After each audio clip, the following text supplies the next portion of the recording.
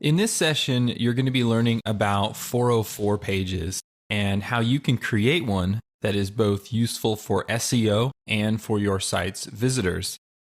So we've all probably been surfing the web and found ourselves on someone's site or blog and clicked a link and simply seen 404 not found. And you've probably seen this before. Now, as a visitor to a site, it can be extremely annoying to click a link and expect a certain piece of content just to see this blank not found browser error. Now, the problem is many visitors at this point will just leave. They will go back to Google and they will click someone else's link to go visit someone else's site. Now, the problem with this is that Google keeps track of that, meaning if someone searches for a keyword, they click on your site, but then they return to Google very quickly and click another result, this looks very bad for you.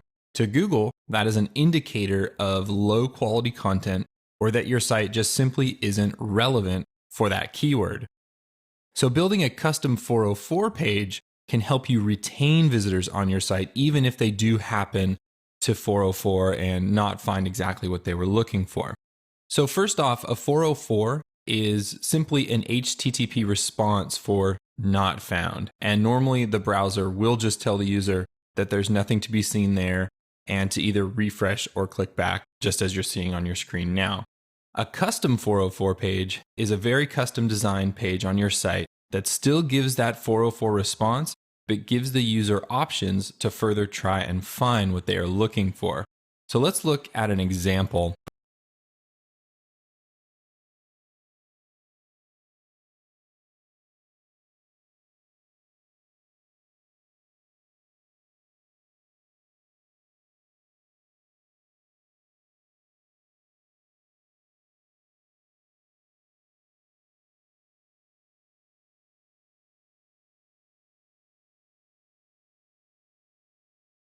Information as you can compare it to the typical page not found error from a browser. This has all of the branding and it has all sorts of wonderful links that people can click. So if they did get here and they were expecting something, chances are, okay, they're going to be a little frustrated that they didn't get what they wanted, but they have all these options to click other links and find what they're looking for. Now, as we mentioned earlier, this is very important.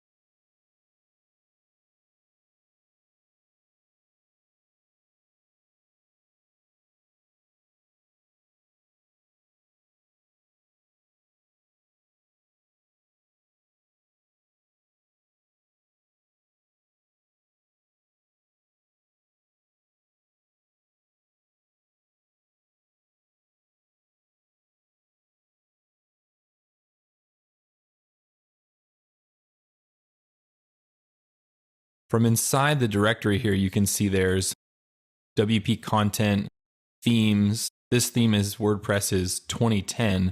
And then up here, I want you to notice 404.php. Now I'm going to open that and show you how to edit it.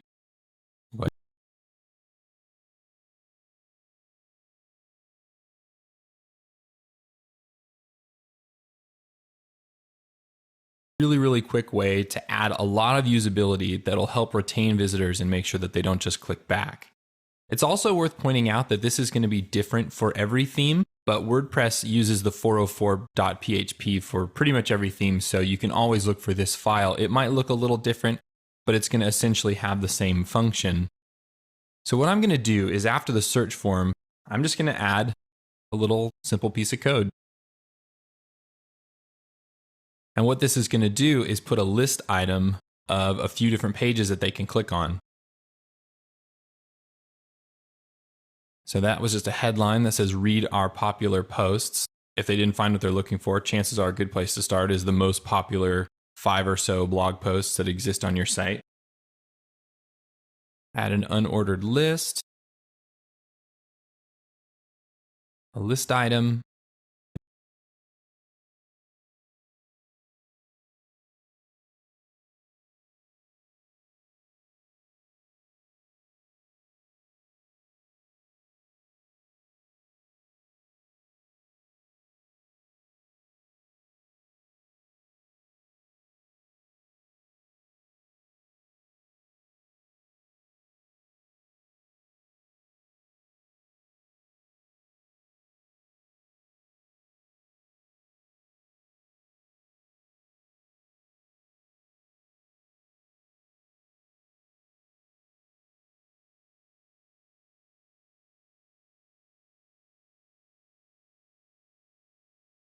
it's not going to end up hurting you from an SEO standpoint, and you're not going to end up losing that visitor. So in conclusion, 404 pages are very important from a usability standpoint and for SEO. Now, hopefully, no one ever has to see one, but if they do, hopefully they can get some good information here by creating a custom 404 page, and then they will be able to find what they're looking for, and they will stay engaged with you and your brand.